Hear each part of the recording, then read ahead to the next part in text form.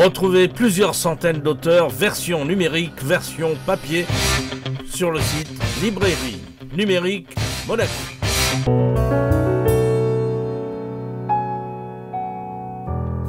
Gemini, c'est le 3e tome de la série des 12 élus de Zeus que Liliane Césari nous propose. Après Taurus et les hasards de l'histoire, Gemini, c'est un long périple qui se déroule entre l'an 436 et 521 avant Jésus-Christ. C'est un voyage qui nous mène de Madagascar à Hispaniola, en passant par Cuba et Mexico.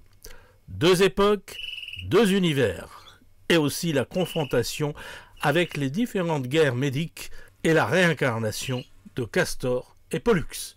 Le tome 3 de cette série, Les 12 élus de Zeus, est un projet que j'ai eu pour parler de l'Antiquité. Chaque élu sera bien sûr un roman qui va parler des personnages qui figurent sur le zodiaque, donc les signes du zodiaque.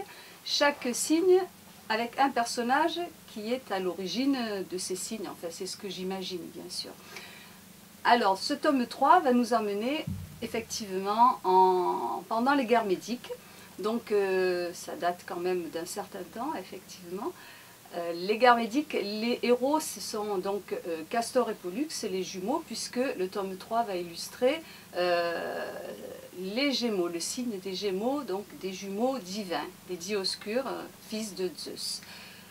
Alors l'histoire commence pendant les guerres médiques, donc dans l'Antiquité avec Castor et Pollux, va évoluer avec la mort de Castor, vers une réincarnation en fait à l'époque des grandes découvertes, ce qui explique que nous allons partir en voyage en 1500. Nous allons découvrir avec nos héros le Brésil et sa population sous forme de journal de bord. Donc le médecin de bord va raconter toutes ces découvertes avec toutes les aventures que cela peut induire. Ensuite, ce voyage-là qui va durer 1 an, qui va amener donc nos troupes à Calicut, va aussi nous permettre de passer par Madagascar, puisque les Portugais à cette époque ont découvert Madagascar. Et c'est là que vont rentrer en jeu mes fameux jumeaux qui, venant de l'Antiquité, vont naître à cette époque-là. Ils vont tomber en esclavage. On va partir aussi encore à la découverte du Brésil et du Mexique, en fait, à Hispaniola. Ça sera la partie espagnole, puisque la première partie, ce sont les découvertes des Portugais. Et celle-ci, ce sont les découvertes espagnoles.